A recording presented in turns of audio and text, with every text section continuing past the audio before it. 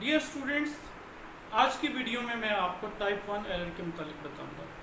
Type 1 error हम hypothesis testing जब करते हैं उसमें इस्तेमाल होता है। टाइप 1 एरर उस वक्त अकर होता है जब हम एक ट्रू नल हाइपोथेसिस को रिजेक्ट कर देते हैं। ठीक है, यानी एक ऐसा हाइपोथेसिस, नल हाइपोथेसिस जो एक्चुअली ट्रू है लेकिन हम उसको बेस्ड ऑन डेटा रिजेक्ट कर देते हैं। ठीक है, अब एक्चुअली जो अल्फ़ा है वो टाइप 1 एरर होने की प्रोबेबिलिटी है। ठीक है, यानी probability of occurring type 1 error वो अल्फ़ा से डिनोट किया जाता है। और जनरली सोशल साइंसेस के अंदर 5% जो लेवल ऑफ सिग्निफिकेंस है, यानी प्रोबेबिलिटी है टाइप 1 एरर की, वो 5% रखी जाती है। ठीक है, नेचुरल साइंसेस के लिए प्रोबेबिलिटी 1% भी रखी जाती है। और बेसिकली 100% कभी भी ऐसा कोई डाटा नहीं होता सोशल साइंसेस के अंदर जिसमें 100% चांसेस ये हों कि जो नल हाइपोथेसिस है वो एक्चुअली जो ट्रू है तो वो ट्रू ही रिप्रेजेंटेशन दे। हमेशा कुछ ना कुछ परसेंट ऐसी ज़रूर होती है जिसके ऊपर चांस, रिजल्ट्स बाय चांस आने की भी गुंजाइश होती है।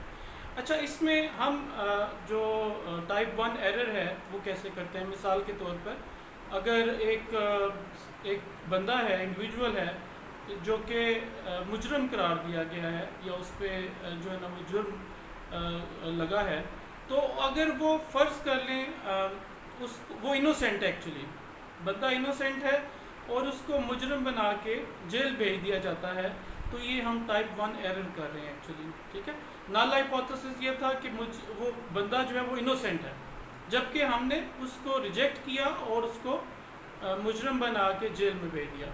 अच्छा, ये इसी तरह है कि फ़ॉर एग्ज़ाम्पल अगर आप मेल और फीमेल स्टूडेंट्स की सेल्फ एफिकेसी मेजर करना चाहते थे और आपका हाइपोथेसिस ये था there is no significant difference between the self efficacy of male and female students at primary level.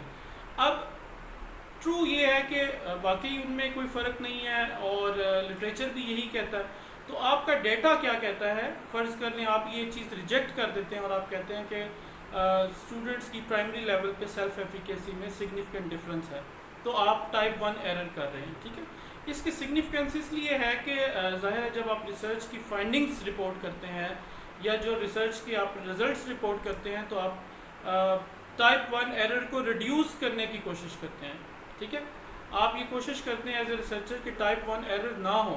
अब टाइप 1 एरर से किस तरह अवॉइड किया जा सकता है, वो हम इसी तरह अवॉइड कर सकते हैं कि जो लेवल ऑफ सिग्निफिकेंस है उसको आप कम से कम करते जाएं।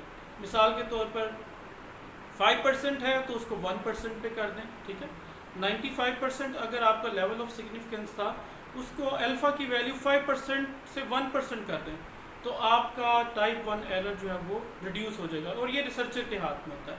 और ये एक्चुअली इसीलिए काज होता है क्योंकि आप रेंडमाइजेशन नहीं करते सैम्पल सिलेक्शन में, इंटैक्ट ग्रुप ले लेते हैं अक्सर, और या वॉलंटियर जो है वो सैंपल ले लेते हैं, उसकी वजह से भी सैम्पलिंग एरर जो है ना वो आता है और उससे टाइप 1 एरर होने के चांसेस होते हैं।